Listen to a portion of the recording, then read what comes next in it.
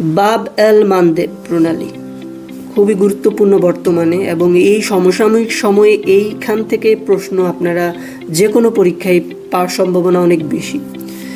এই বাব এল মানদেব এটি হচ্ছে লোহিত সাগর এবং আরব সাগরকে যুক্ত করেছে, ইয়েমেন ও জিবুতিকে পৃথক করেছে।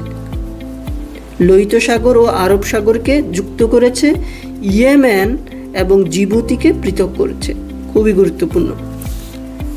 ইয়েমেনের হুতি বিদ্রোহী, আমরা সবসময় জানি হুতি, এই টপিকটা থেকে একটি প্রশ্ন এসেছে যে হুতিরা কোন দেশের বিদ্রোহী গোষ্ঠী, সেটি হচ্ছে ইয়েমেনের বিদ্রোহী গোষ্ঠী। ঠিক আছে। হরমুজ প্রণালী তো এখন একদম হট টপিক।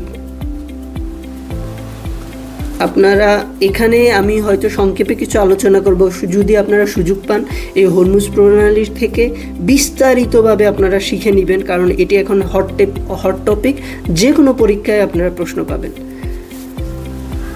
এই হরমুজ প্রণালী পারস্য উপসাগর ও ওমান সাগরকে যুক্ত করেছে। পারস্য উপসাগর এবং ওমান সাগরকে যুক্ত করেছে, ইরান এবং ওমানকে পৃথক করেছে।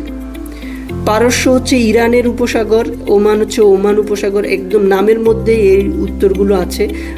পারস্য মানে ইরান, ইরান ওমানকে পৃথক করেছে এবং পারস্য উপসাগর এবং ওমান উপসাগরকে যুক্ত করেছে।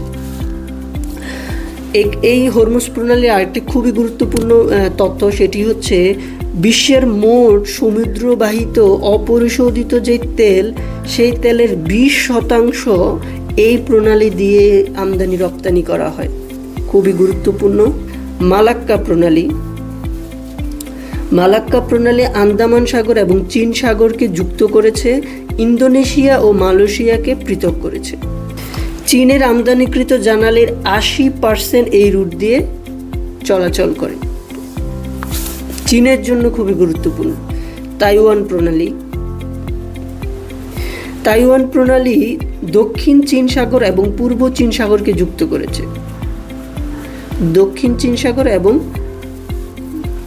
পূর্ব চীন সাগরকে যুক্ত করেছে তাইওয়ান প্রণালী, এবং এই তাইওয়ান প্রণালী নিয়ে চীন, মার্কিন যুক্তরাষ্ট্র এবং তাইওয়ান এদের মধ্যে নানা রকমের দ্বন্দ্ব সংঘাত চলছে এই বিষয়টি নিয়ে।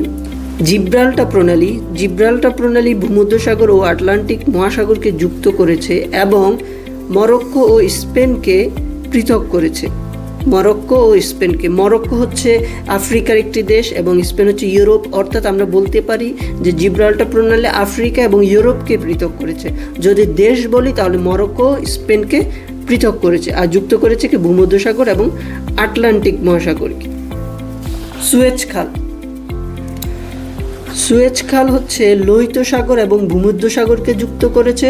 এটি হচ্ছে মিশরে একটি কৃত্রিম খাল এবং মানব সৃষ্ট সবচেয়ে বড় খাল হচ্ছে এই সুয়েজ খাল। এটি কোথায় অবস্থিত? মিশরে। এবং একটি প্রশ্ন আসে যে মিশর কত সালে সুয়েজ খালকে জাতীয়করণ করেছে? এটি 1956 সাল, খুব গুরুত্বপূর্ণ একটি সাল। লোহিত সাগর এবং ভূমধ্যসাগরকে যুক্ত করেছে সুয়েজ খাল এবং এটি মিশরে অবস্থিত। ঠিক আছে। আপনারা এখানে আরেকটি প্রশ্নের উত্তর দিতে পারেন যে আটলান্টিক মহাসাগর এবং প্রশান্ত মহাসাগরকে যুক্ত করেছে কোন বিখ্যাত প্রণালীটি?